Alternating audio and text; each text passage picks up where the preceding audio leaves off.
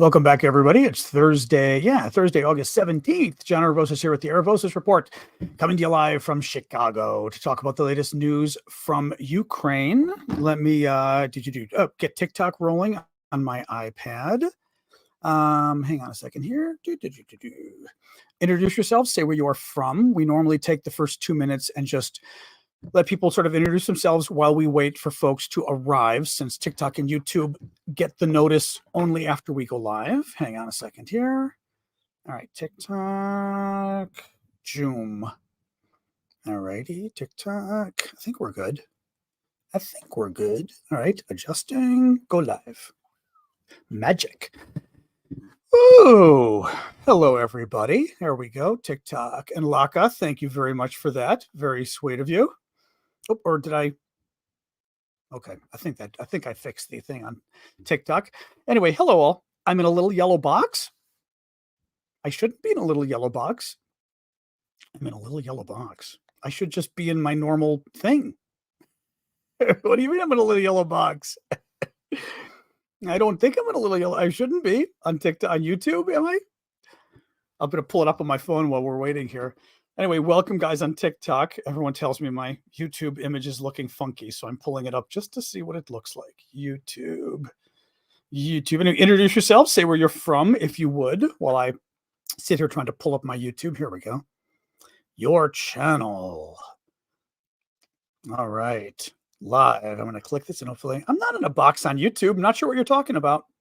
This is how I look on YouTube. I look normal. No idea. Oh, my name in the chat. Oh, that's different. Okay. Hey, everybody on TikTok. A Cuban from London. That's an interesting mix. Interesting personalities. I mean, I love Cubans, but Cubans in London. That's it. That's different. Oh, my name shows up in chat in yellow. Gotcha. Thank you, Sean, for the gift there. Anyway, how are folks today? We have a ridiculous amount of news, which is very funny because yesterday there wasn't enough news, and today I'm not getting through all of it. I wrote it all down and then I numbered it and went, there's 17 different stories. We are not covering 17 stories today, but let's see how it goes. Hey, Hilda. Let's see how it goes and then we'll go from there.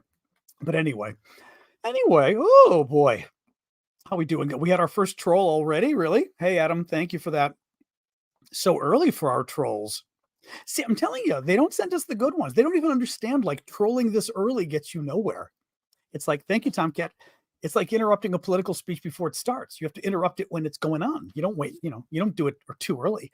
Thank you, Jean-François. Merci bien. A crane. I'm trying to think what you would call a crane. And what would a crane be? It's not a swan, is it? A swan? Oh, I know in Spanish it's a cisne. It's like it's not a saigne or some name like that in French. I forget what you call a swan in French. I should know this because I remember the poem about it. Like, that narrows it down. Thank you, Chief, for the heart. It's going to bug me now. Somebody tell me how to say swan in French. Le swan. Yeah, no, but that's cute. Oh, boy. Lower level of trolls? Yeah, maybe. Oh, they don't like us anymore. Senior. Senior. There you go. I was thinking senior or something. There you go. Senior. Okay, there you go. Senior. Voilà. Merci. Oh, guys. Anyway, yeah, so how we doing today? I am doing well. Having a little sip of coffee just in case so I don't yawn at you guys today. But it's a little, the weather's actually really nice in Chicago, so.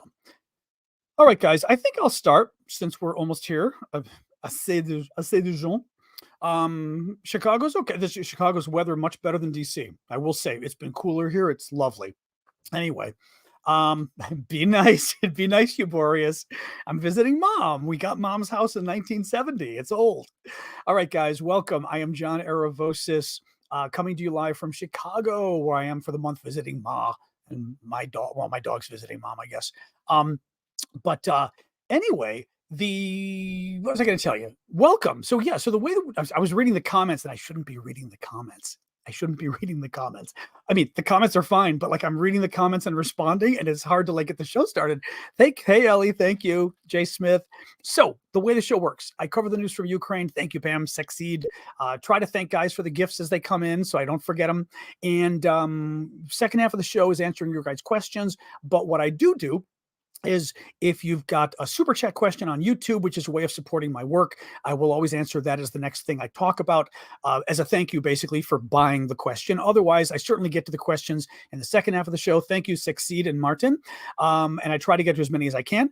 But as I said, to support my work, super chats work great. Super stickers, becoming a member on YouTube. All the folks whose names are in green there, Greg and the others, are folks who are monthly members. Laka, for example, who I guess just has been a member for a month. So thank you, Laka, there.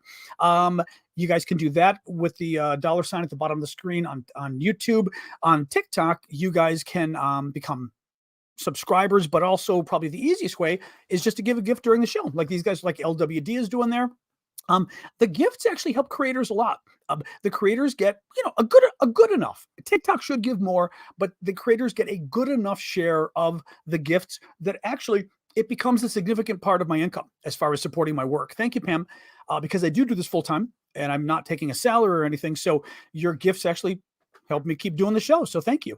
Let me get rolling here. Okay, guys. So today is day 539 of Vladimir Putin's 3-day special military operation in Ukraine. We are doing a fundraiser for ambulances in Ukraine for the Ukrainian military. Thank you, Cheryl. We've already raised half the money we need. We're trying to raise $1,700, $1,700 to buy tires for 3 Ukrainian, thank you, Jay. That was cute with the fingers too. For 3 Ukrainian military ambulances, we're buying them tires and we're buying spare parts for them to repair the ambulances with. My friend Vlad, who coordinates all of our humanitarian fundraising and our military fundraising, knows these guys.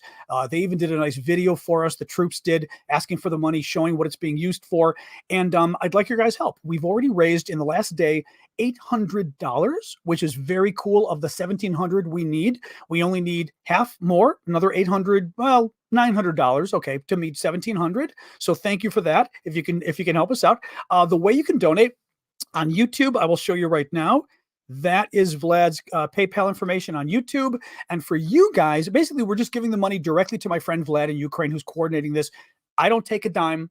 Vlad will not take a dime. 100% will go to the Ukrainians.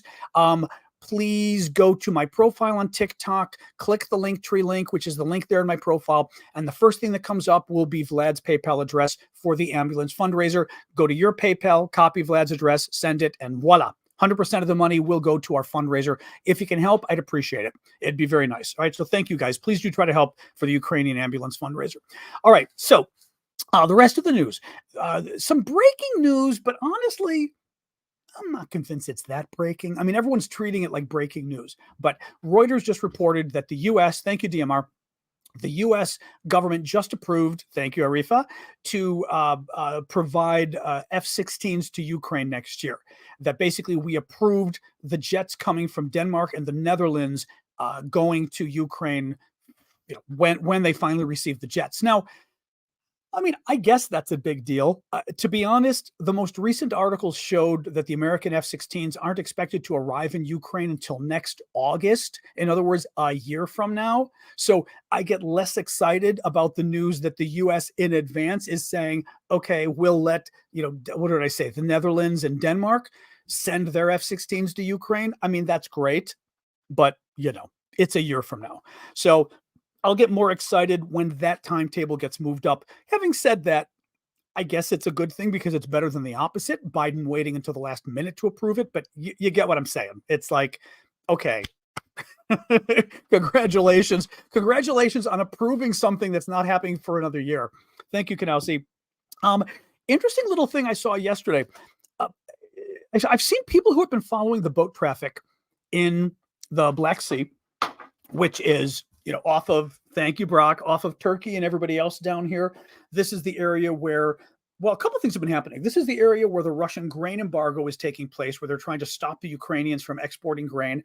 It's also the area where the Ukrainians have been blowing up Russian, boats, Russian cargo ships, Russian military, etc. Right? So what's been interesting about this is, and this is the Kerch Bridge. This is the bridge right here that connects Ukraine to Russia that Putin built, that the Ukrainians keep hitting because this is the bridge across which the Russians are sending a ton of military aid to the occupation in southern Ukraine.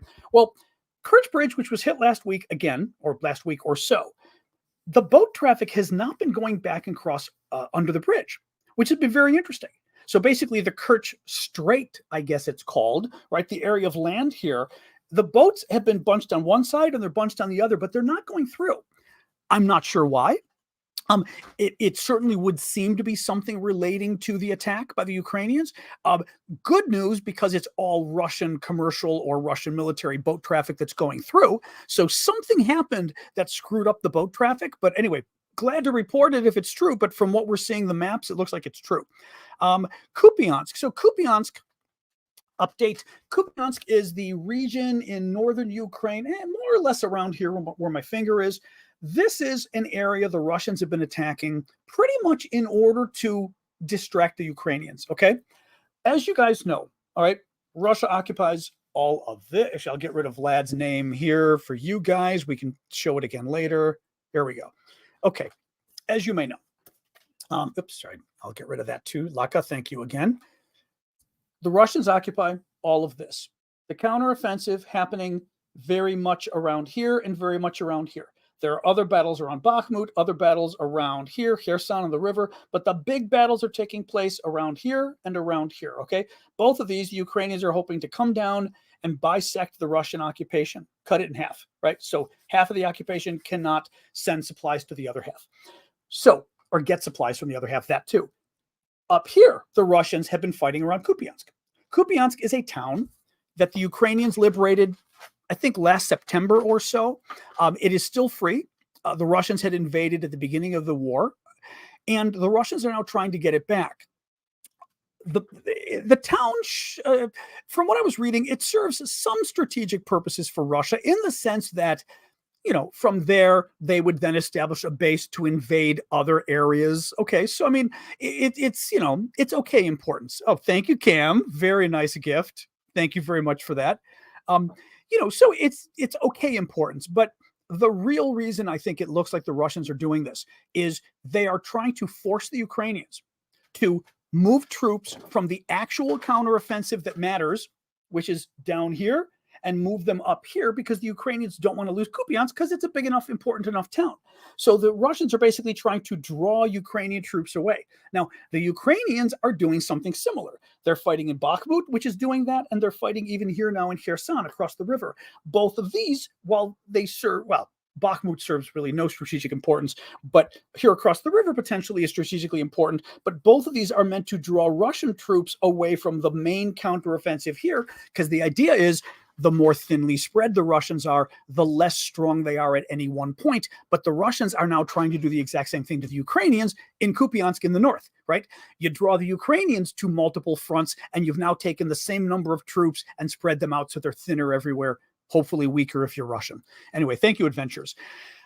Russia is reportedly setting up a production line in Tatarstan that has a goal of building 6,000 attack drones by the summer of 2025. Thank you, Martin, for the llama. By 2025, the drones are expected to improve on the manufacturing that Iran, the actual building of the drone, the manufacturing, what do you call it, sort of production line. The Russians are planning on doing a better job of it, so they will be able to build even more drones in a shorter period than the Iranians are doing, obviously of concern. Thank you, Nicola. Meanwhile, the Ukrainians have donated $6.5 million in 3 days to build 10,000 kamikaze drones. The drones will be purchased from a manufacturer abroad, and then they will be brought to Ukraine. Thank you, Ali. Be brought to Ukraine and then equipped with Ukrainian ammunition. Germany delivered 2 more Iris-T air defense systems to Ukraine. That's a big deal. Poland arrested 9 people today over a plot to sabotage Ukrainian arms supplies. At the same time, there was a really interesting quote. Sorry, quick sip of more coffee here. Interesting quote from General Ben Hodges, who's a former American general, talking about all the BS going on in Belarus, that basically all the trouble they and the Wagner group are causing for their neighbors. Now, Belarus, oops, my map is sagging. I did tighten it the other way, by the way, but it still needs a little facelift. Belarus is up here. It is pretty much a Russian vassal state, really. It's an independent country, but run by a dictatorship, and pretty much in Putin's pocket, actually very much in Putin's pocket, I should say. And the Wagner group, when they left Russia. Part of their agreement was that their leader, Prigozhin, would go to Belarus and set up shop there, and that at least some of the Wagner guys would go there as well. Well, now that they're there, the dictator, thank you, Magical, Lukashenko, thinks he's being really cute by basically, thank you, two guys, by threatening Belarus's neighbors, which include Poland over here, Lithuania, and Latvia up here. So, thank you, Cam, for the origami. So, Ben, the neighbors have not been thrilled. Thank you, Magical. The Poles have moved 10,000 troops to the border with Belarus. I will say, I suspect what Poland's doing is half real and half politics, because there is an election in the fall. And I wouldn't be surprised if President Duda is trying to do a show of force to show people how strong he is, and you need him to protect against the crazy Belarusians. But one thing that I thought was very interesting, Ben Hodges weighs in, who's a former American general, very strong in his support of Ukraine, Hodges, so very good. But he said, let me read you this from him. He says, the Wagner contingent in Belarus would be crushed by Polish forces if they actually tried to cross the border. He was telling this to Newsweek. And if the Wagner forces do ever find themselves in any sort of engagement with NATO, Russia would try to disassociate themselves from whatever happened. This was something I'd mentioned before. If the Wagner guys ever tried to cause trouble in the rest of Europe, oh, thank you, Dudike. Oh, that's I don't think I've seen that one before. That's a very nice one too. That's very cute. I like that. If the Wagner guys ever tried to cause trouble in NATO itself, Putin would end up disassociating and say, "Well, I didn't have anything to do with them."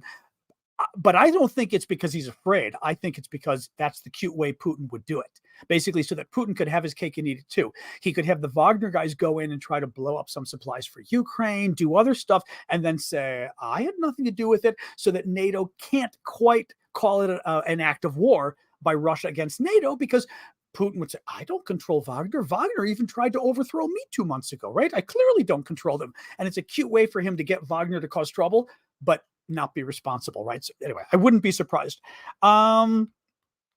Actually, this is funny. I get through half the stories already. I'm surprised. The stories, actually, I'm glad I grabbed the number of stories I did, because a number of them are short takes, but I think they're interesting. So we may be able to pull this off. Quick sip of water, and then talk about my subscriptions. So one of the ways that I offer for folks to support my work, and it's a way that I actually prefer because it's very helpful to me, is doing a monthly subscription. Now, monthly subscriptions, there's a number of ways to do it. On TikTok, you can do the SNN, the Sasha News Network, named after my dog. You'll see the folks, Deb and Tugas and Callum and Ellie and Allie and everybody else. They're SNN members because they are basically buying a month-by-month subscription, supporting my work with monthly payments, which is very nice of them. Another way of doing it for anybody, TikTok, but also YouTube, Twitch, etc., is going over to Ko-fi. It's ko-fi.com/Aravosis down here. And you guys can find it all the way over in my profile on TikTok. Click the Linktree link. And the second thing that comes up is Ko-fi. And Ko-fi works just like Patreon, basically. It's a way of supporting me with monthly payments, just monthly donations. You can turn them off whenever you want. But it helps basically support me by knowing that I've got a set amount of money coming each month, which is frankly a lot easier than having to like beg for gifts and everything. Because I do this, as I said, I hate to repeat it, but I do it full time. So the way I'm able to do this is with your guys' gifts. Your guys' gifts are my salary to pay my bills. And you've been very generous. So thank you for that. But Ko-fi is a great way of doing it. And on YouTube, okay, Twitch, you guys know how to do it. My Aravosis account on Twitch. You also remember to use your Amazon Prime subscriptions to do it for free. And on YouTube, you guys can also buy memberships, which, as I said before, are the wonderful folks in green, Susan, and some of the others.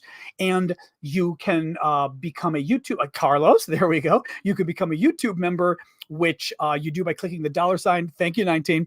Clicking the $sign at the bottom of your screen by the comments. Click membership. It comes up, gives you options. The memberships, depending where you are, typically open up a number of emojis. I think on Twitch, YouTube, and Discord, you've got Discord. I'm sorry, on you all TikTok, you get different emojis that open up. You also get to come to my Saturday morning show, which I will have this Saturday morning, 11 a.m. Eastern time US, where we hang out. We talk about the latest news, the week in review. Often my friend Vlad joins us from Ukraine. This weekend, his allergies are killing him. So Vlad just emailed me or messaged me and said, I'm not promising Saturday because the medicine isn't helping and his allergies are destroying him. But otherwise, Vlad normally joins us. And in general, it just supports my work. Okay, I'll get back to the news. But as I said, if you can do the monthly support, I would appreciate it. Oh, you know what, too? And we will do Sunday, remind me, we'll do the $25 and up supporters on Discord as well. Remind me, we'll do that Sunday morning. Okay, don't want to forget that. Oh, Ollie. Thank you, Ollie. Very nice. I mean, good to see you anyway, but very generous of you. Thank you for that. All right, let's get back to work. Okay. As I said, lots of ways you guys can support me. If you got any questions, you can ask the mods. They can tell you. So, interesting story of the last 2 days. I didn't cover it yesterday because it was still very confusing what was going on. But, a ship carrying Ukrainian agricultural products left the southern port of Odessa.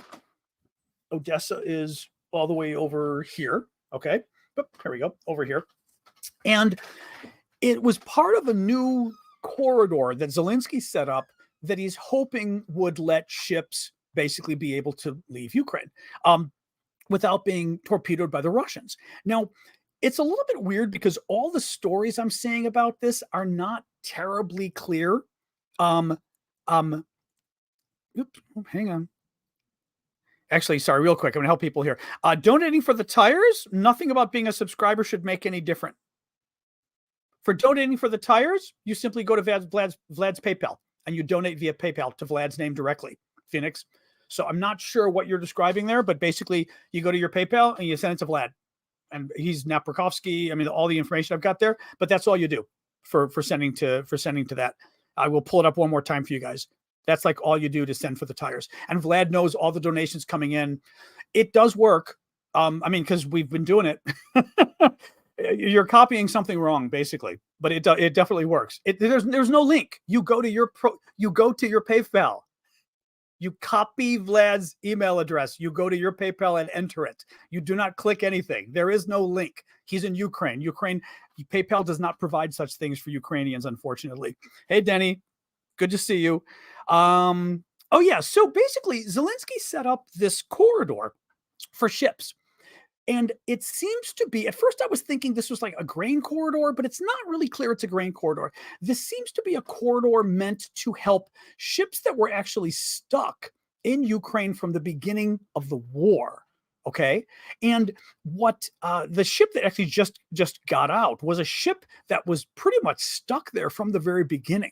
I do not believe it has grain. It does have food products, among other things. I'm looking here from what I was reading about it before the show. It's a little confusing. The reason I say this is I am not necessarily clear as to what the overall benefit of this is. You know what I mean? If it's just to get some of the ships out that were stuck, but I'm not convinced that this is meant to help actually export grain. That's why I didn't report on it yesterday. And honestly, all the news stories are still not making it terribly clear. They simply are reporting the news saying, oh, the grain corridor was set up and a ship got out. And they're not explaining like, okay, does that mean like it's actually for grain or what? Anyway, it's not very clear, but I thought I would mention it because everyone's talking about the ship got out, and it did get out. It got out successfully, but we don't quite know what that means in terms of additional ships and grain itself. Not convinced. Well, it unblocks their ports, Kelly, but does it? That's what I mean. It's not really clear to me. Right. It was registered to Hong Kong. I mean, I can tell you right now the details, but it wasn't carrying grain. And it was a ship that was stuck there from the beginning of the war. And exactly, just scrolling just said, I read it's to help get the ships that were stuck. That's exactly what I read too. It's the ships that were stuck from the beginning of the war, which doesn't mean this is to export grain. Well, it might mean others can get in. It's not clear. Also, maybe the Russians aren't blowing up ships that are just leaving that aren't carrying grain, right? My point is, this is very complicated. No one is explaining the details, and we shouldn't believe that this means, hey, the grain can now be exported and the Russians won't touch it. I do not think we're there yet, and I don't think the news stories are explaining it well enough. I'm drinking a lot of water today. Early on Wednesday, so yesterday, Russian forces attacked an unspecified Ukrainian port on the Danube with drones, blowing up, I guess, granaries and warehouses. We had talked about this before. I mean, they did it again, but this is, I think, from looking at the maps offline, I think the Danube is this right here. Okay, so the very southern part of Ukraine here, Jeep and Jeep going up. Romania's on this side, Ukraine's on this side, and this is the Danube River. Typically, the Russians were hitting here and here. I think this is Izmail, and I think this is Reni. I'm pretty sure the two towns in Ukraine the Russians were hitting, and they're doing it again. Of course, the danger and the risk involved is they are firing like hundreds of feet away from NATO territory, away from the Romanians. So, they could they could hit them pretty easily. Czech government has canceled a performance by Russia's top soprano, Anna Netrebko, who has refused to criticize the war in Ukraine. She was set to perform there in October, and people got very upset and basically demanded that she speak out, and she refused. And because she hasn't taken a public position, but was a supporter of Putin before the war, mind you, right? So she's a supporter of Putin, public supporter of him. The government canceled the concert, which is good. A new poll of Russians from an outfit called Romir. Now, this was interesting, actually, talking about what the impact has been on the Russian economy. So a new poll of Russians shows that 41% of Russians say they're cutting back on luxury purchases. Interesting. 38% say they are rebudgeting to focus on necessities. 19% are cutting spending on food and basics. Now, 19%, that's not very much. 38%, that's kind of interesting. That's not a bad number. It's not enough, but it's not a bad number in terms of a decent number of people where at least clearly the economy is impacting them in some way. Ukrainian efforts to build up fuel stockpiles for the winter apparently are doing very well. The concern going into the winter is that Russia is again going to blow up all of Ukraine's power generators in order to try to freeze the Ukrainians again, which is what they tried to do last winter. From what I was reading, British Ministry of Defense says that Kyiv has effectively mobilized its mining sector to maintain output and ensure a continuous supply of coal can keep power and heating plants fired up. There are also substantial gas stocks in reserve, so that they think that they're going to have sufficient stockpiles. We'll see, but very interesting. Thank you, Deep Blue. Deep Blue donated to our ambulance fundraiser. Just to remind folks, thank you for doing that. We are raising money for 3 Ukrainian military ambulances. We were approached by the troops. Vlad knows the troops. They even did a nice little video for us, which I've got on our Discord. You can go see it on the Discord, but I can show you guys really quick here. But a nice little video, and we're basically raising money for the 3 sets of tires three sets of tires for 3 ambulances is at 4. I never know how many sets that would be, but basically to buy tires for 3 ambulances, and to buy spare parts for the ambulances. And these are military ambulances that go and basically help save Ukrainian troops. And let me show you. Can I pull this up really quick? I can show you really quick. I think I showed you yesterday. I mean, it might be a little hard to understand, but I can try to show you a little bit. Hello, John. Hello, John's followers on TikTok and YouTube.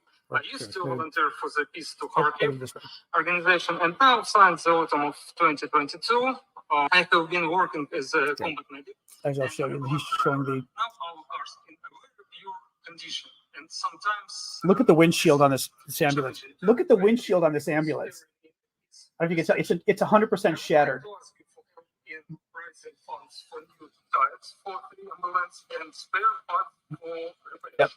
The total amount we need is $1,700. Anyway, just to show you guys. But they did a nice video sort of showing us of the various guys working. They were working on a guy in the ambulance. They were working on a guy actually in the field. It's funny. It wasn't a gross video, but it was a very painful video because the soldier is clearly injured and kind of screaming in pain. So I told Vlad, I was like, okay, so that video I did post on our Discord because you can watch it there. It's not bloody, but I think it's I think it's important because it literally shows these guys in action who were helping save actual troops who've been injured. It just was a little too, not gory, but a little too much to show you guys here. You know what I mean? Even though it's not gory, it's somebody who's been shot, which might be a little much for TikTok. It's a little much for TikTok, I think, and YouTube. But you can go check it out on my Discord. But as I said, we're raising money there. We're trying to raise $1,700. We'd already raised $800 right before the show today, and we've only had it up for a day. So I'm sure we'll meet our total if you guys, help out, but I think you will.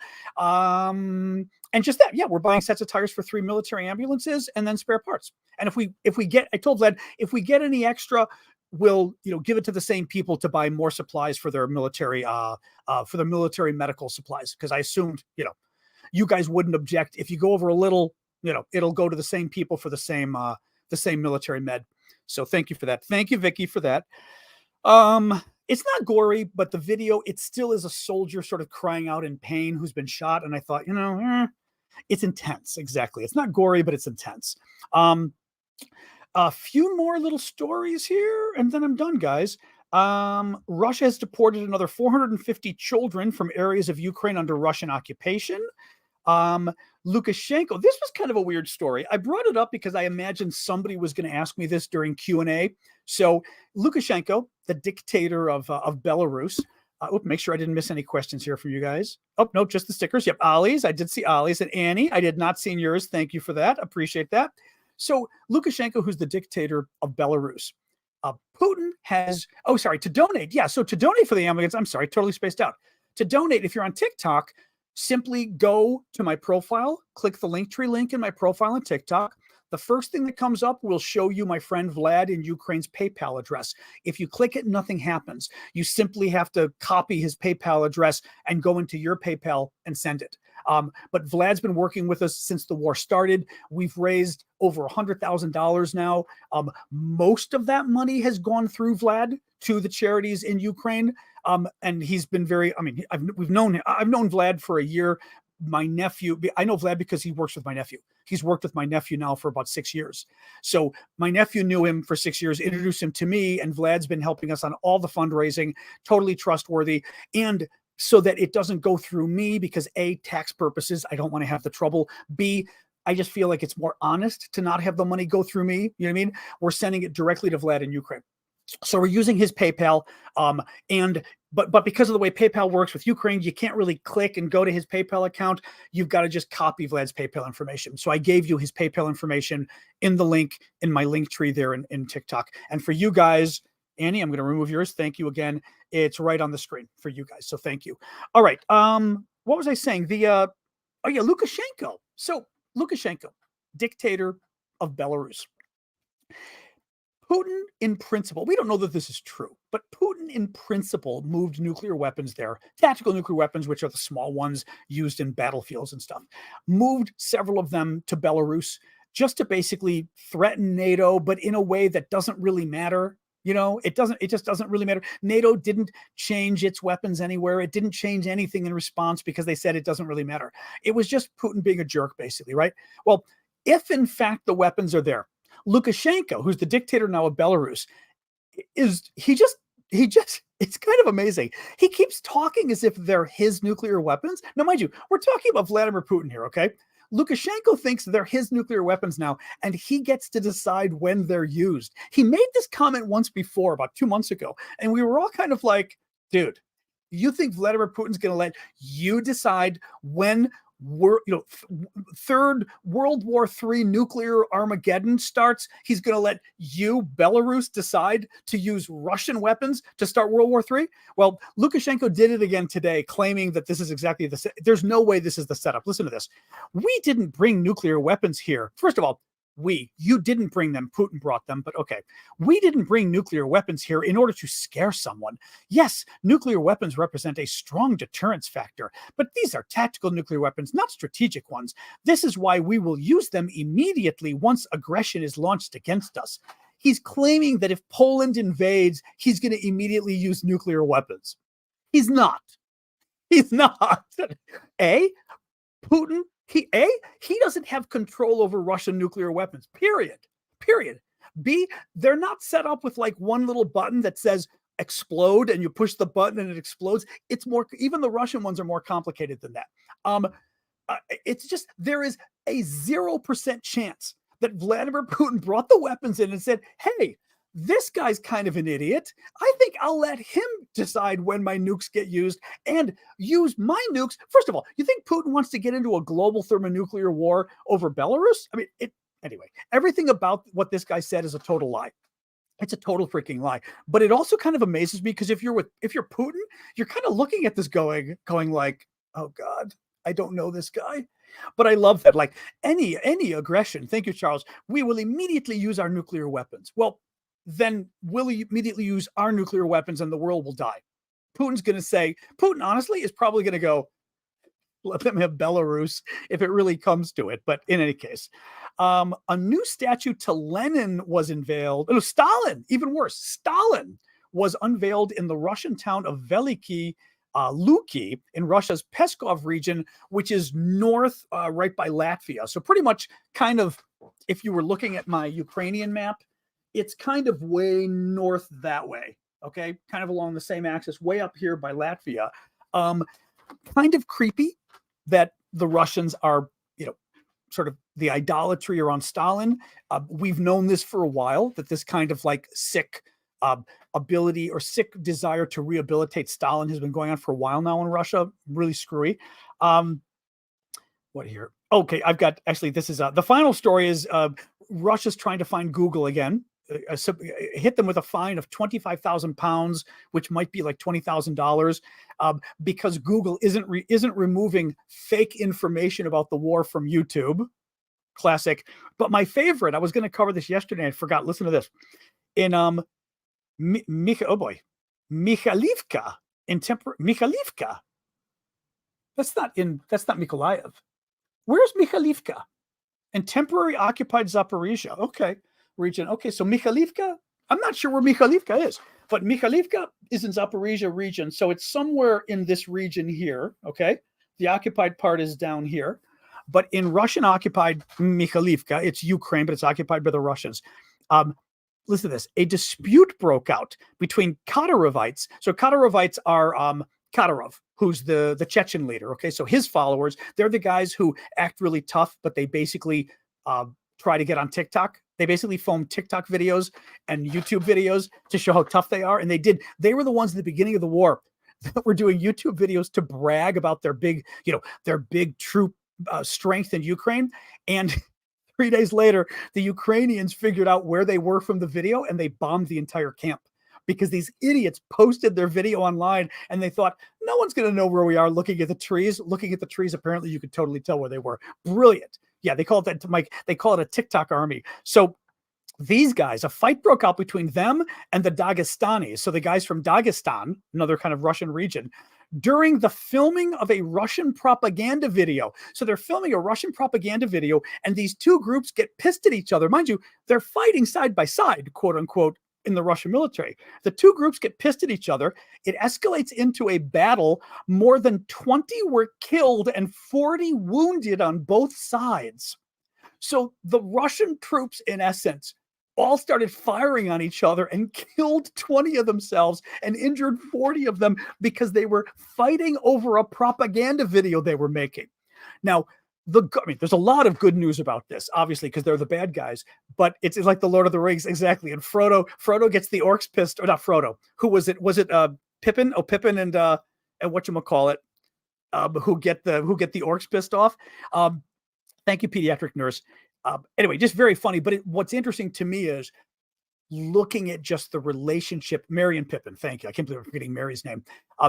What's interesting to me is looking at the relationship between these different groups fighting side by side, that they would break into battle like this. Remember at the beginning of the war, there were Russian troops over in Belgorod, which is up here, so very close to the border, Belgorod. And what was it exactly? Thank you, David. I'm trying to remember how the fight broke out. I know what it was. I think it was the actual instructor. They were teaching the troops like how to fire. They were at firing practice with maybe 20 or something recruits, right? Thank you, Kona. And a number of the recruits, maybe 5 or 6 of them, thank you, Cami. A number of the recruits, maybe 5 or 6, were Muslim. because Russia's got some Muslim regions, right? And like for example, the Kadarovites are Muslim. Dagestanis, I don't know, but the Kadyrov guys are Muslims. And the guy running the training started making all of these obnoxious comments about Allah, who's like the God in Muslims. And I will say, you know how Muslims can get. Certainly more strict Muslims can get when one attacks their faith. The more extreme ones can get rather violent, right? Well, he does this. And one of the troops who's Muslim, mind you, these are all Russians fighting side by side, okay? One of the troops who's Muslims tells the other Muslims to get out of the way. So they, and of course, in like whatever local language, nobody understands it. They step aside and he opens fire on the commander and all the other troops that are there for the training and killed, from what I recall, thank you, Hazel, it was at least 13 troops that this guy killed by opening fire on them. But my favorite was he told the Muslims, like in Arabic or whatever the hell he was speaking, thank you, Kanausi, what he was going to do, and told them to get out of the way because he was going to kill everybody else. And they were all like, okay. I mean, it's, again, this is great. I laugh because it is a sign of how poorly these guys fight together. That's what's so important of this. And again, the Russian military is still not to be laughed off. I mean, they're strong, they're corrupt and everything else, but nonetheless, this kind of stuff is certainly helpful. All right, that's what we got for that. I'm gonna have a quick sip of water, and then I will show you a few of our auction items. I've got, I think half the auction items are up. We've got another half coming up shortly. I post auction items on Discord. We do Discord auctions to basically support my work and support our efforts in Ukraine. This week, well, we'll see. I mean, the money we raised last week will help go to the ambulances. This coming week, we'll see. But basically, half the money we raise from the auctions immediately goes back to Ukraine, whether it's humanitarian work, whether it's to support the military. The other half goes to support my work because I do this full time. So in order to do this, I have to be able to pay my bills, so it'll go for that. But we usually get really cool stuff from Ukraine, or stuff. I will show you a few of the things. You can find all of these over at discord.aravosis.com, my Discord. And for example, these wonderful earrings that were made by our own forum member, Carrie, C.K. Ariette. And Carrie makes jewelry in her spare time, and she made these using a traditional Ukrainian design from the Vyshyvankas. I'll show you guys, but they're very pretty little earrings that we are auctioning off this week from Carrie, that she donated, by the way, which was very, very kind of her to donate them. I got a real Ukrainian military patch. This is the Trident. The Trident patch is I would say the second most popular Ukrainian military patch that you see more often. The most popular one you see is the actual I'll move this, is the actual Ukrainian flag, which makes sense, right? So the flag is the number one. Number two is the trident, but you actually have different colors. And I've not been able to figure out if there are specific reasons behind the different colors, but you will see multiple colors. This is obviously green with black. There's lots of different ones, and I posted even some pictures with it to show you the different colors they've got. Third thing is a cool pouch, faux leather. To me, this it's a military pouch from Ukraine. It's actually a Russian military pouch from Ukraine. To me, this is I'm thinking this is an ammunition pouch. I'm not sure. We don't know. But it's a pouch with 4 little compartments, but it's kind of cool. It's nice and cute, and it's neat because it's got the little things on the back to hang on the uniform. But it's a cute little military pouch from Ukraine, formerly Russian, now Ukrainian. Thank you. Enjoy every minute. If you had a question, please feel free to jump in what those were. And the final thing, I mean, we've got 8 things I'm putting up, but these are the 4 that I've got up right now, is a cockade, I believe it's called. It is a pin, and I'll show you guys. I don't know if the light's very good for the pin, but it is a pin of a Ukrainian trident with a cross behind it. And these cockades, these are the kind of pins that the Ukrainians put on their formal hats. So the military hats they wear, whether they're the fur ones, like this would go nice on a fur one right here, for example, right? And I put it in plastic, but it's easy to open up. It's very easy to open up. I don't want to open it up right now because it was also hard to position right in the center, but you guys can see I've got a better picture of it I think you guys on YouTube can see it better probably than the rest of them. But it's a neat pin. Oh, the fur hat is called an ushanka. Interesting. Now, okay, do you guys in Russian, because I did study Russian, we would always say chapka. But is a chapka the hat? Is a chapka a civilian hat? First of all, do the Ukrainians even say chapka or not? Like, is there a difference between the civilian fur hat and the military fur hat? Do they have different names? Because actually, by the way, I have some Ukrainian of military fur hats that I bought in Ukraine as well that are coming, that I'm very excited about. So we'll be auctioning those off, once I get back to Washington, D.C. Different names? Okay. Oh, somebody just somebody just got rid of the person who was answering us in Ukrainian. You just got rid of him somehow. You blocked the person by accident. I just saw him say, yeah, different names. And then he disappeared. Oh no. Okay. Mods on TikTok, whoever that person was, I don't know who it was. Whoever it was, try to undo it if you can. All right, please. But they were very nice. Yeah, no, he was just answering. The thing is, sometimes you click the wrong person by accident. She or he, whoever it was. Okay, was it Arthur? I didn't see who it was, though. Callum, was it Arthur?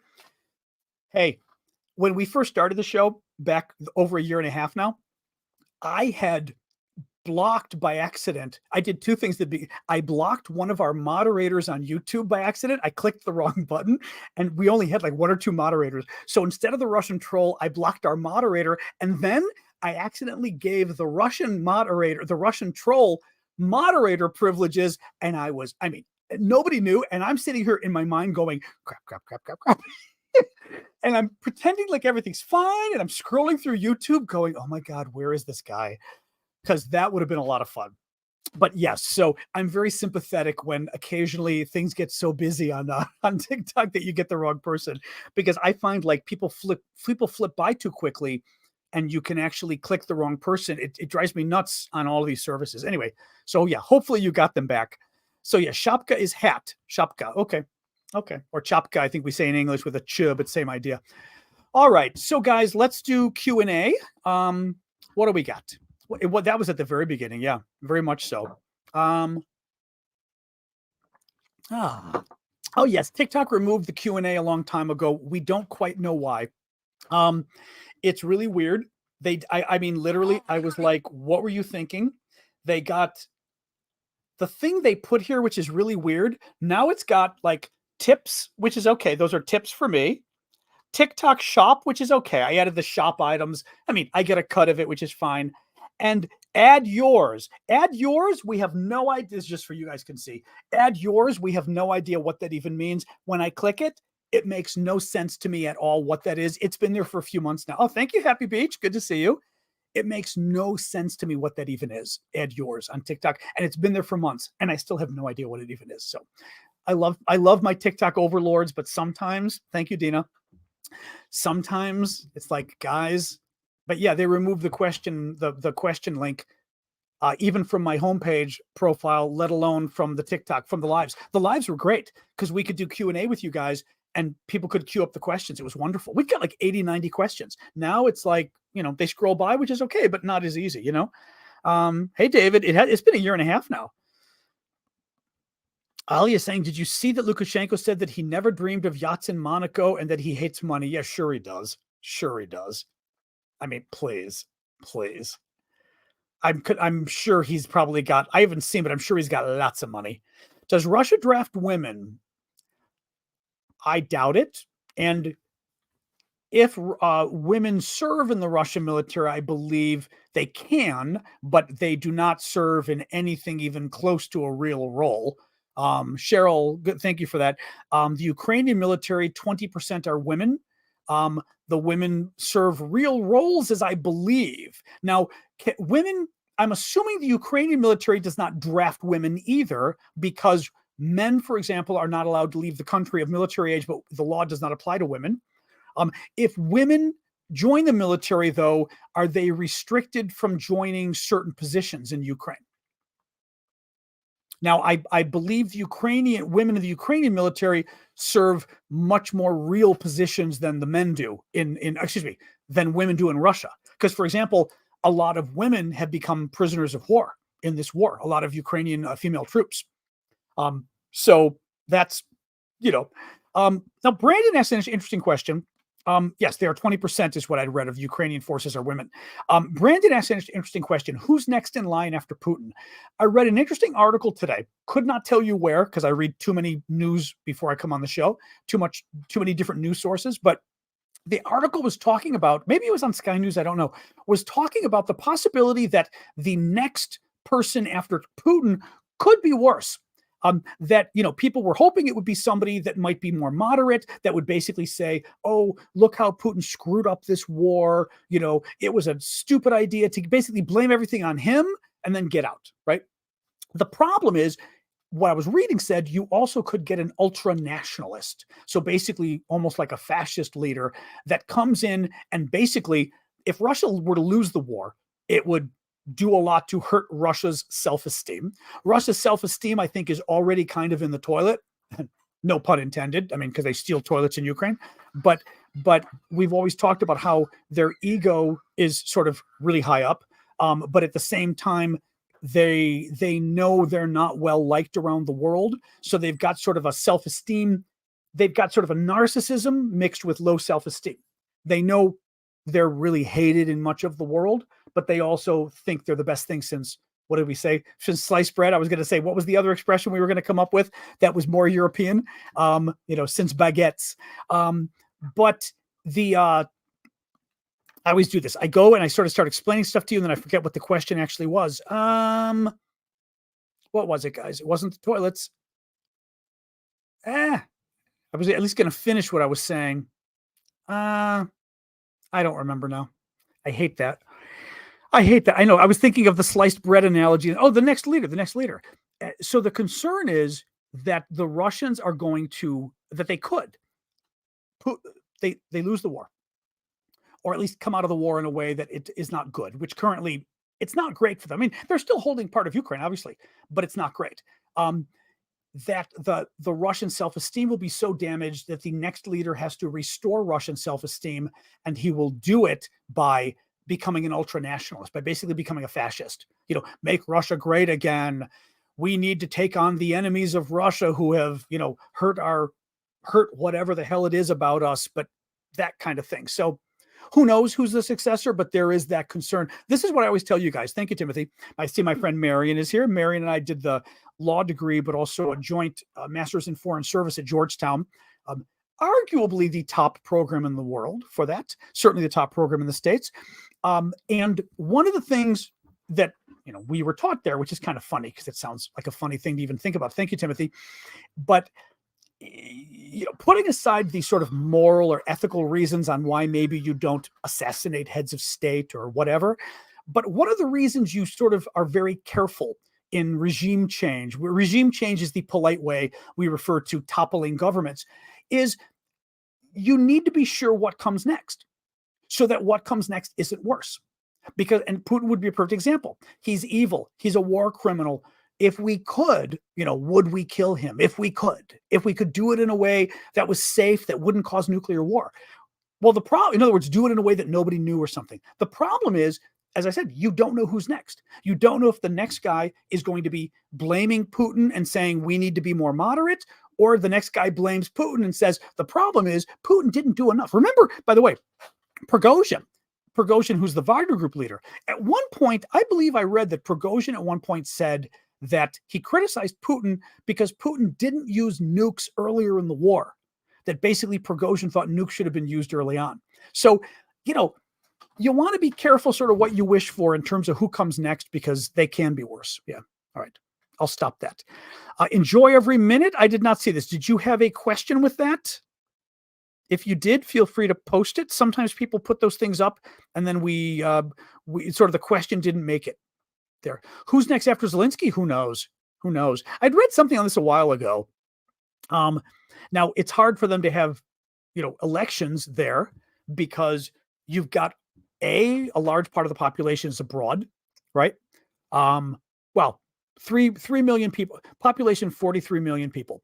3 million are abroad. 10 million approximately are internally displaced. So meaning, like my friend Vlad, He had to move across the country to protect his family. Other people had to move because their homes were bombed. So it at least makes it a little more difficult because people are living in different regions. You've got martial law declared because they're at war. It's an interesting question as to how do you hold elections in wartime? I mean, Roma's saying you can't do elections during martial law. Now, the question would be, can't you? Right? I mean, if they want to, they could certainly, if Zelensky wants to, he could say, let's do elections. The problem becomes, how do you even vote? Not even location-wise. How do you vote? How do the people in the occupied territories vote? They can't. So you've already told, I mean, Crimea is bad enough, but you've already told, because Crimea was since 2014. But all of these guys now, if they're still home, how do they vote? They can't vote because the Russians are occupying them. So you've already lost a chunk of the country. The rest of them, do you have long lines of people showing up to vote when the Russians are going to bomb those lines to kill people? It gets very, very difficult. Yeah. So I don't know. I mean, I'll be curious to see what Ukraine does about it because it's a very sort of interesting question because at some point, they are a democracy, and I think it probably at some point sort of gets under your skin if you're not having election. That gets under your skin, but you worry about those kind of things in a democracy, right? You don't worry about those kind of things in Russia. But I mean, Russia's having elections next year, but give me a break. As Putin's spokesman said, he expects Putin to get over 90% of the vote next year, and I'm sure he will. But exactly, how do the refugees vote abroad? Everything else. It's a lot of people. It's a lot of people. It's not easy though. That's the problem. It's not easy. So what else we got, guys? What else? Russia said they might not have an election because it's so obvious he'll win. I wouldn't be surprised. What else we got going on, guys? Question about other stuff. I'm surprised I made it through the list of topics, literally 17 topics, but a lot of them I'm surprised they were so quick, actually. So that's good. Always worries me a little bit with that stuff. What else, guys? What do you make of the Russian push in Kharkiv? Well, that's pretty much Kupiansk, which we talked about before. I mean, Kupiansk up here. Let me look at my map. More or less up here where my finger is, more or less, like 25 miles, I think, or kilometers, I forget which, from the Russian border. And basically, the Russians are fighting up here. Oh, hey, hello from Kharkiv. Okay, hey, Jade. The Russians are fighting up here in order to try to siphon Ukrainian troops from the counteroffensive. So basically, they're starting a fight up here in hopes that the Ukrainians down here go, shoot, we've got to move some men up here, and it makes this fight weaker. But the big counteroffensive is here. Also some fighting going on here, certainly fighting going around here in Bakhmut. This is where the Russians would like to get the Ukrainians. The Russians have had some success. They've gotten closer to taking the town of Kupiansk. It's the only area. Now, what's interesting is that's the only area the Russians have had success. They have not had success in Bakhmut. They've not had success in the two counteroffensive areas in the south. They've not had success over by Kherson, by the river, but they are having some success by Kupiansk, but moving slowly. So that's what's up with that.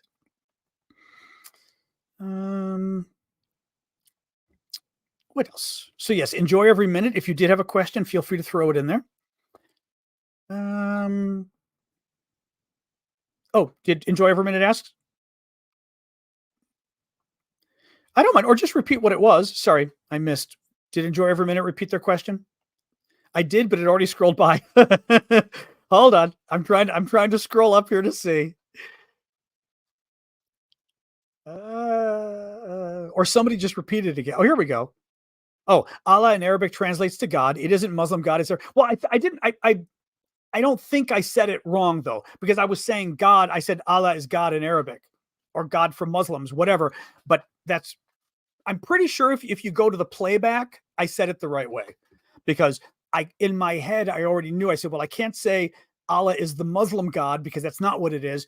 It's God for Muslims, or God in Arabic, whichever way you want to put it. So if I said it the wrong way, then it was the wrong way. But I did have it correctly in my head when I was saying it. It's the same God, but we all use different names and blah, blah, blah. Anyway. Do I think China's economy slowing down will affect the Russian-China relationship on the war front? maybe it depends how much help China's giving, which I don't think we totally know, whether the economy and somehow affects them that way. I think China, it's funny, as much as China is happy to have the West kind of busy, to have America especially busy and wasting money and wasting time, so to speak, dealing with you. I mean, from China's perspective, dealing with Ukraine. I still think they worry about the repercussions to international trade, which is why they're trying to play this really fine line of, China's for peace and China is not taking a side, even though China clearly is taking the Russian side. And they're right now, they're meeting with, is it the Chinese defense minister or somebody in Belarus right now? I mean, they're totally taking the Russian side, but they're pretending like they're not, because I think they're still a little bit worried about, they know that the economy matters to them more than anything. Their economy is in trouble right now. Their economic growth is in trouble. And the American market and the European market are both very important for them. So they know they've got to be kind of careful about it, Beep, beep, beep, beep. Oop, you guys are discussing weapons on YouTube, which is totally fine. Marianne, my friend Marion, asks, what messaging should Biden administration use to ensure interest in Ukraine does not wane? I got an easy one on that. While Trump indictments occupy headlines, China, China, China. Chris Christie said this, and he's right. So Chris Christie's Republican running for president, like most of them, not doing well. I mean, Trump is still by far the lead Republican. But Chris Christie's message on Ukraine has been China, that if we lose Ukraine, China will be emboldened. And if China's emboldened, I do not see your questions, Magical. No, I've seen what you're writing now, but I don't see, these things go flying by that if I'm not looking at them, no, I didn't see your questions. Sorry, I didn't mean to stop mid thing, but I wanted to respond to Magical because he's a regular. So I think it's China. I think you've got to have something that Americans can understand. You've got to have something that Republicans can understand. Americans overall not thrilled with China. Republicans hate China. Republicans would love to go to war with China. I mean, that's something China better be careful with. Republicans would love to go to war with you. Absolutely love to go to war with you. And again, something you got to really be careful with, because what happens in Ukraine is never going to diminish the Republican desire to have war with China, but it could increase it. And that's something the Biden administration didn't want to do it because Biden sucks at messaging. He's a sucky messenger. And also he doesn't message anyway. He just doesn't message about anything. But they should have, the fact that China was helping Ukraine, Russia, the Biden administration should have jumped right in there. Honestly, I would have, think of what Trump would have done. Like if this was Trump, right? I mean, not what Trump would have done, because Trump probably would have held a parade with Putin in Kyiv, but in the sense of like the way Trump messages very well, very well. Imagine what he would have said had this happened.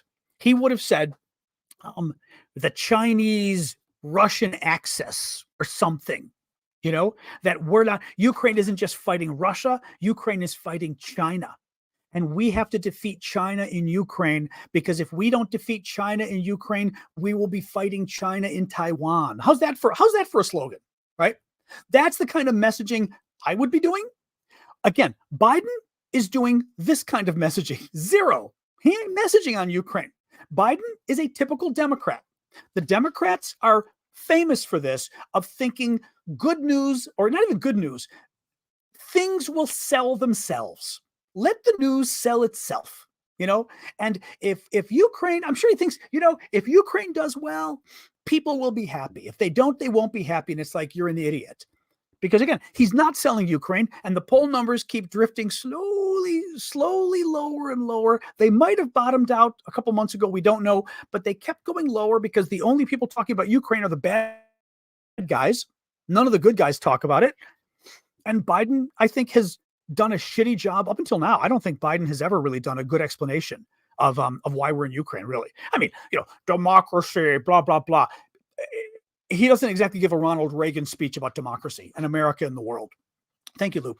And actually, I would argue too, Biden, this is almost a great opportunity for Biden, because it's the Republicans who don't, my argument would be, if I were messaging on this, I'm saying, maybe not Republicans, I would say some Republicans, right? You want to say MAGA Republicans. You wouldn't want to say Republicans, but the MAGA Republicans, they don't believe in America.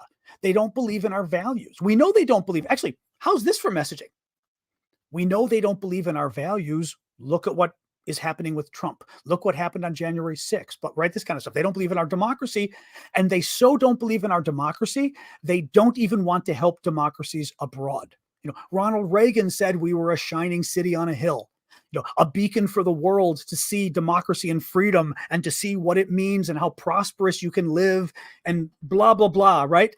But Republicans don't even believe in democracy at home. Why would they support it abroad? But we're not them, right? I mean, seriously, honestly, if I were Joe Biden, I'd be quoting Ronald Reagan. I would be quoting Ronald Reagan. I'd be quoting Ronald Reagan and Margaret Thatcher. Thank you, Nick. I mean, Democrats' heads would explode, but I don't care. But I'd be quoting both of them, and frankly, because he should. I mean, Republicans are trying to become isolationists now. Biden should explain why we shouldn't be isolated. And frankly, he should explain anyway, because he clearly doesn't believe we should be an isolationist nation, cutting ourselves off to the world. But he sucks at this. I mean, he really does. He sucks at messaging. Democrats overall, by the way, I mean, I've been doing this kind of stuff. I started my political blog back in 2005, maybe 2004, 2005, I think it was. And it ended up becoming one of the top American political blogs back in the 2000s, one of the most influential, one of the biggest. And starting from really back then, I was heavily involved in U.S. politics at the federal level and got to watch firsthand how Democrats message. And this has been 20 years now, practically, that I've been complaining about Democrats messaging. They don't message well. There's no way to get them to. There is something genetically wrong with, I'm kidding about genetics, but there's something like in the fiber of Democrats that they don't message. And I don't know what it is, but this is classic. And I don't know why. And Republicans often would message well, except Republicans have gone crazy as far as the Trump factor has gone crazy, So what do you do for something with foreign policy that matters? I don't know. It's very upsetting. Anyway, very upsetting. He does, though. Yeah. Dylan saying, I know from Belgium, I see Biden doing a speech. He just looks weak and the Russians see that too. I think so. Now, mind you,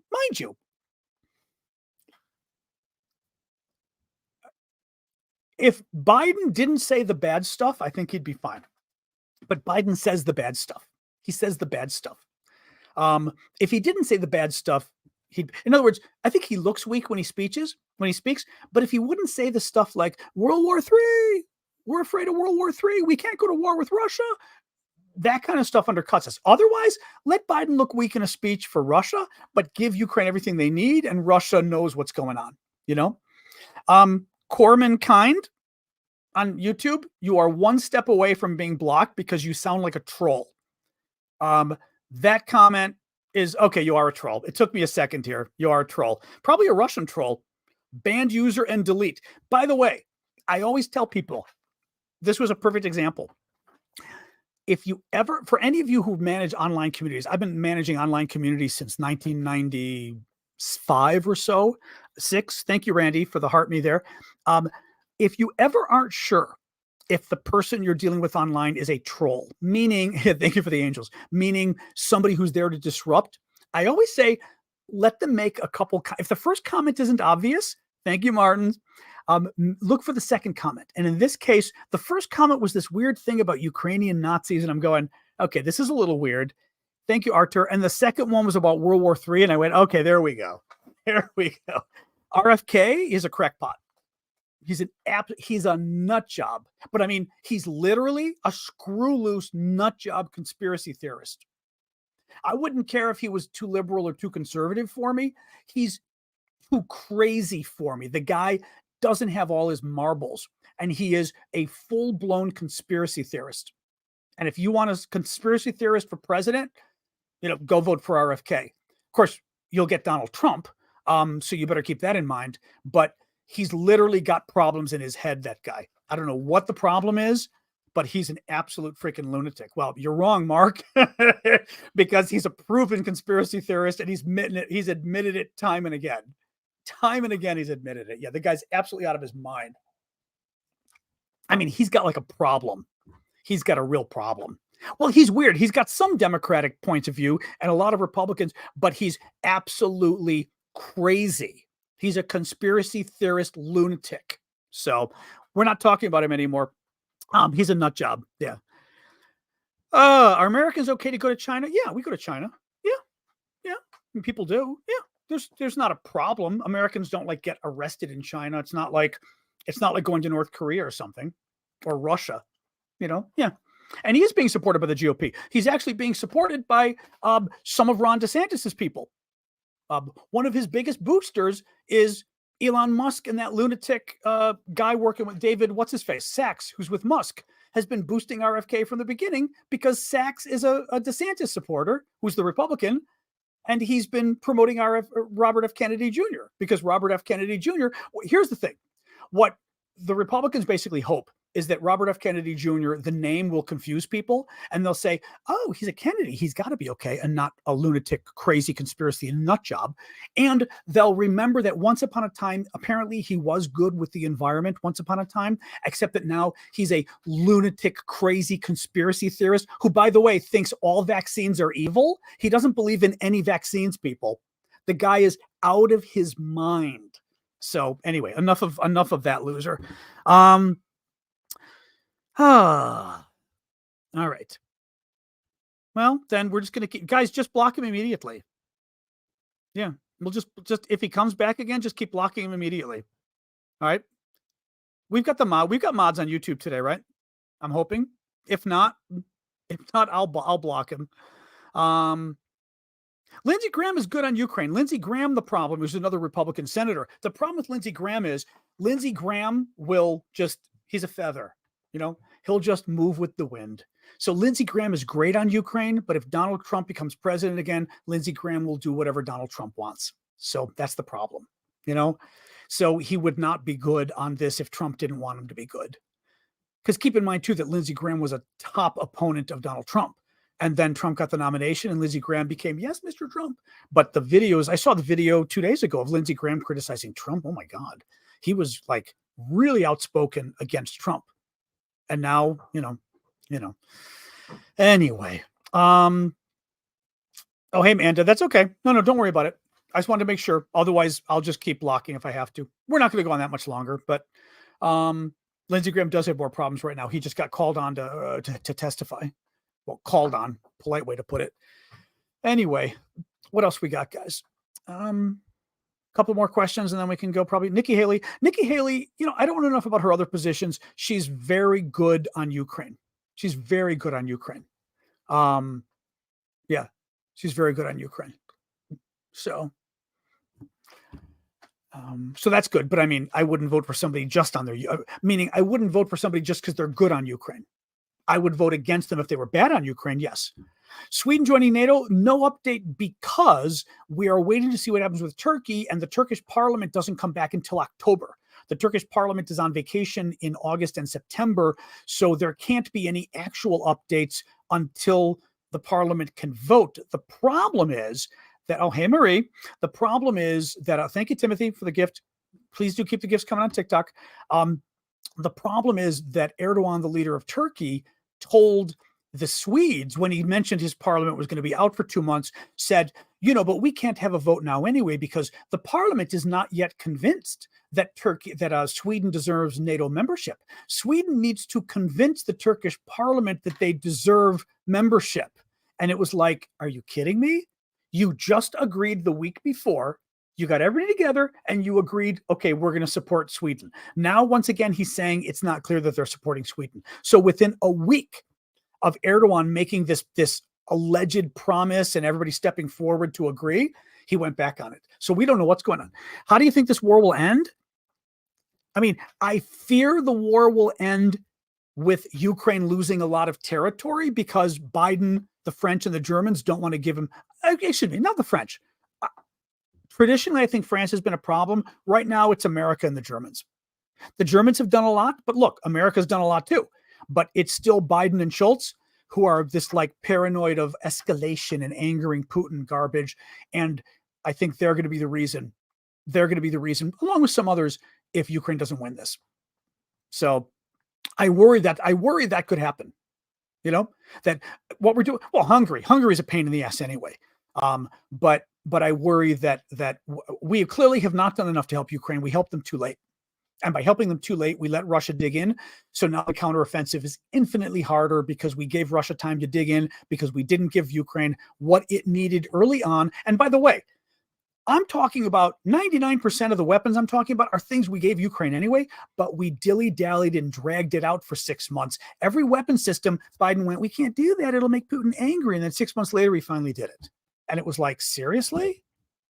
Do I think Biden is hurting Ukraine?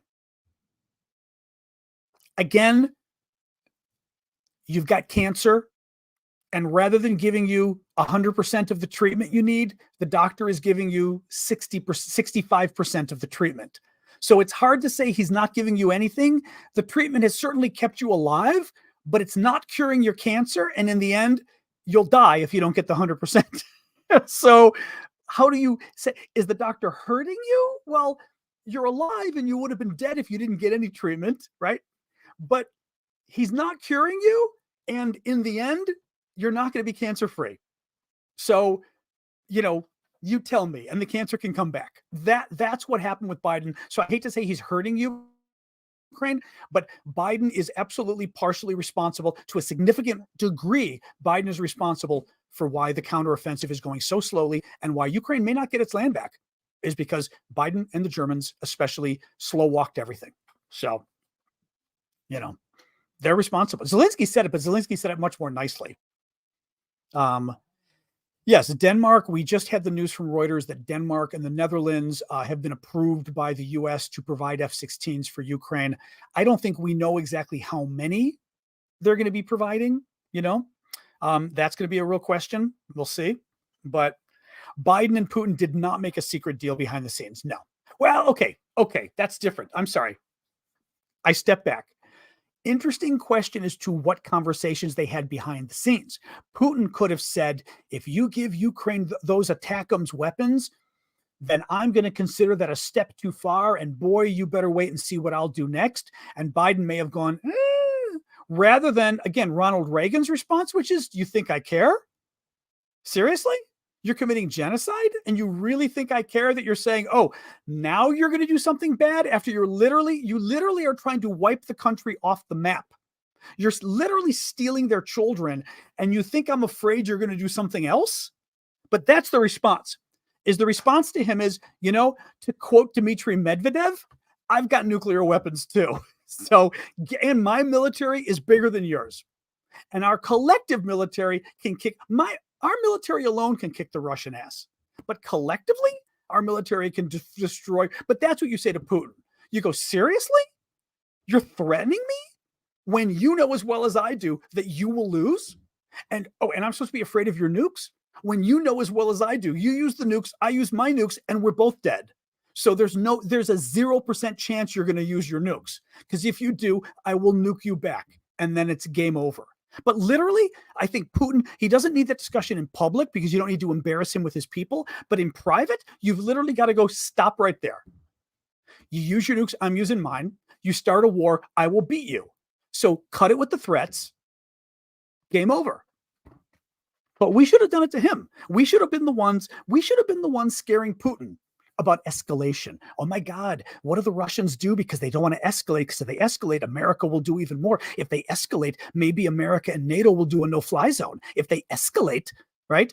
Maybe NATO will provide F-16s. No, we're the ones who did it. We literally sat there, Biden sat there and went, oh, I don't want to escalate publicly. I don't want to escalate because Putin will get angry. And if he gets angry, it's World War III. And literally, this is a quote. You don't want World War III. You don't want to go to war with a nuclear country because then it's World War III and everything's over.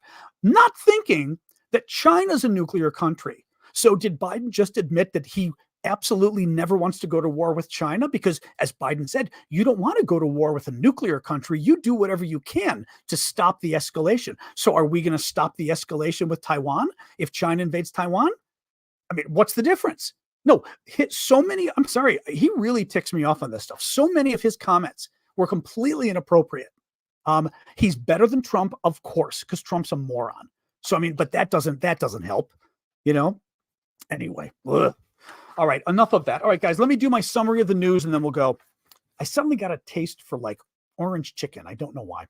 I'm not having it tonight, but I do like orange chicken. It's really fattening, but really good. They had it at Costco today. We were shopping at Costco and they had samples of orange chicken that she didn't have ready yet, but I was kind of looking at it. I was like doing the Homer thing going like hamburger. It's like orange chicken. So now I've got orange chicken on the brain. All right, let me do a quick summary and then we're done, guys. It's day 359 of Putin's 3-day special military operation. We are doing an ambulance fundraiser. I will do one last pitch for that. We are raising money for 3 Ukrainian ambulances. They are ambulances helping the military evacuate soldiers. They need new tires, and we are raising $1,700 to buy new tires for the 3 Ukrainian ambulances and to get them spare parts because they need spare parts to keep the ambulances going too. We know the folks that are doing this. We know the troops. It's real. They did a nice video for us showing us their work, and we are raising the money via PayPal. Thank you, Sunshine.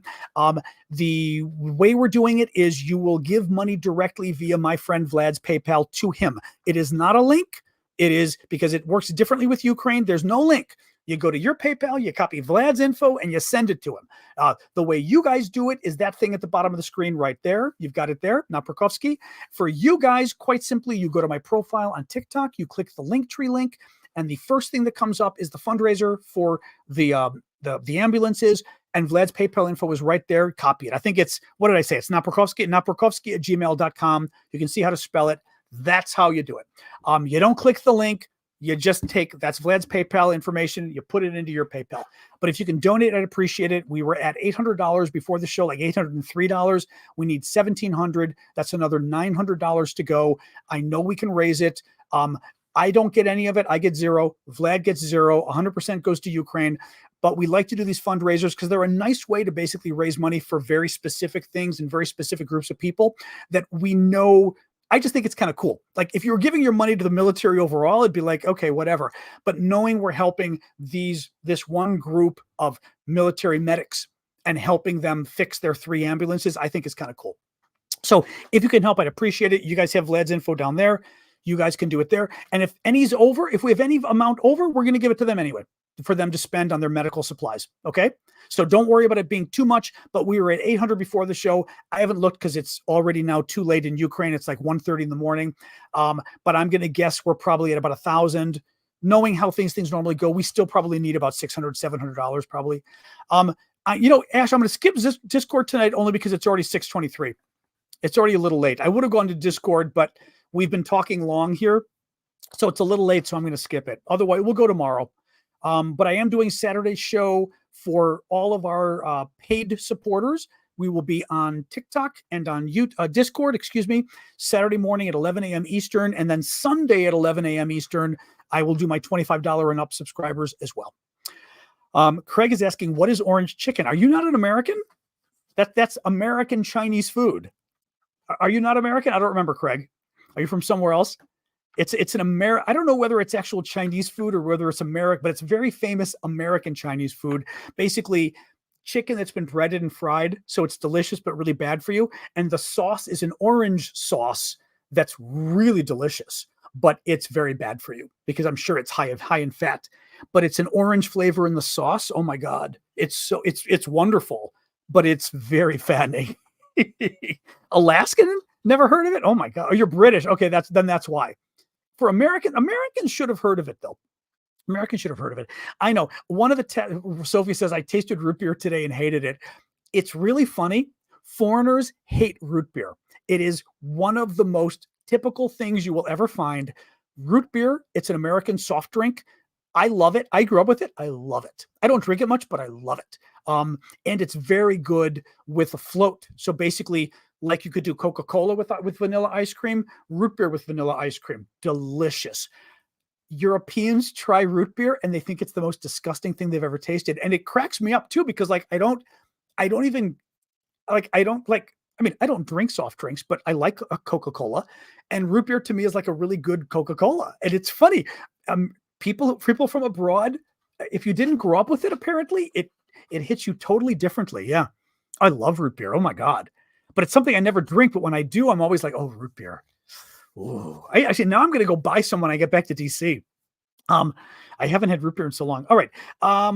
So a little more news. So the United States has approved sending F-16 fighters to Ukraine next year. It still appears that there is no ship traffic going back and forth between the Kerch Straits in Ukraine, which is good because these are ships going to Russia. Kupiansk in the north of Ukraine, where the Russians are fighting in the Kharkiv region. Ukrainians continue to hold Kupiansk, but the Russians are slowly making progress. That's the quick answer. This is just the news summary at the end we do. Russia is reportedly setting up a production line that will build 6,000 attack drones by the summer of 2025. Ukrainians donated $6.5 million in 3 days, dollars that is, to buy 10,000 kamikaze drones. Germany delivered 2 more Iris-T air defense systems to Ukraine. Poland arrested 9 over a plot to sabotage Ukrainian arms supplies. Belarus and Wagner Group, Ben Hodges, a former American general, basically said that the Poles could destroy the Wagner Group, which we know they could. A ship carrying Ukrainian agricultural products left the southern port of Odessa without incident, but it's not clear that that's necessarily a sign that the actual grain could be exported. I'm not convinced. Early on Wednesday, Russian forces attacked an unspecified Ukrainian port on the Danube with drones attacking granaries and grain warehouses. The Czech Republic has canceled a performance by Russia's top soprano after she refused to criticize the war. A new poll of Russians shows 41% say they're cutting back on luxury purchases. In other words, impact on the economy of the war and the sanctions. Ukraine efforts to build up fuel stockpiles for the winter will likely see it through the winter despite consistent pressures of the war, according to the UK Defense Ministry. In other words, the Ukrainians have in fact saved enough energy for the winter because Putin's going to blow it all. He's going to blow up the rest of their stuff. Russia has deported another 450 children from areas under occupation in Ukraine. Lukashenko in Belarus threatened to use Russia's nuclear weapons to attack Poland. He has a 0% chance that Poland would let him anywhere near their nuclear, a 0% chance that Russia would let Lukashenko anywhere near his nuclear weapons. A new statue to Stalin was unveiled in northern Russia. In temporarily occupied Zaporizhia region of Ukraine, a dispute broke out between Kadyrov's people and Dagestanis over a propaganda film they were filming for Putin, and they all turned their guns and killed each other. And finally, Russia fined Google 3 million rubles or 25,000 pounds, or maybe $20,000, I forget how much it is, for leaving up what it calls fake information about the war in Ukraine on YouTube. All right, guys, it's almost half past the hour. We've been doing this for 90 minutes, so I will skip doing Discord tonight. Normally I would, but please do go check out our auctions on Discord. As I said, I think I've got 4 of them up. I've got 4 more to put up. Actually, what else have I got? I've got the other stuff going up soon. Some cool Ukrainian socks. Now, these make me laugh because these socks are the Ukrainian spy detector. It's a word that Russians have a hard time saying. And the Ukrainians basically, is it a couple words? I'm not sure what the second one is. The first one's Polynitsia, which Vlad said is hard for the Russians to say. But the second one, I'm not sure. The second one is Ukrazap. I'm not sure what the second one is. The one in yellow, or the one in green and yellow, the Ukrazap. What is that about? My Ukrainian friends, where it says Ukrazap and then whatever. I'm not sure what that's all about. In any case, we've got that, some cool earrings. Oh, this is not going up, but it's going to go up. This is really cool. They're fridge magnets, but they're made by the Ukrainian Post Office, but they're a compilation of children's drawings about the future in Ukraine. Basically saying, our future and what it's going to be like. And it's showing pictures of peace in Ukraine, but drawn by kids, which I thought was kind of cool. Some really cool Ukrainian military stamps of HIMARS and all sorts of other weapons. And then one of our famous Zelensky military shirts. These are the shirts Zelensky wears in the summer that have the really cool zipper pocket on the shoulder. We found the people who make the shirts and bought a bunch of them last year. I've still got a few left, so we're going to be auctioning that off as well. So check all of that out on our Discord. You can check it out. The cat ornament, who did get it? I'd have to look and see who got it. Might have been Jedamom. It was either Jedamom or somebody else, and I'm forgetting. I'm not remembering who got it. One of them got it, though. I like the cat ornament. The cat ornament's cute. All right, guys, I'm going to go. Thank you so much. Thank you, Trilytic. Thank you for the gifts as always. And I'll see you guys tomorrow, 6 p.m. Eastern time, US. And then the weekends, like I said, 11 a.m. here and on YouTube Eastern time for the paid subscribers. And then the $25 and up subscribers will be on Discord Sunday morning at 11 a.m. Eastern. Okay. Thanks, guys. Have a good night.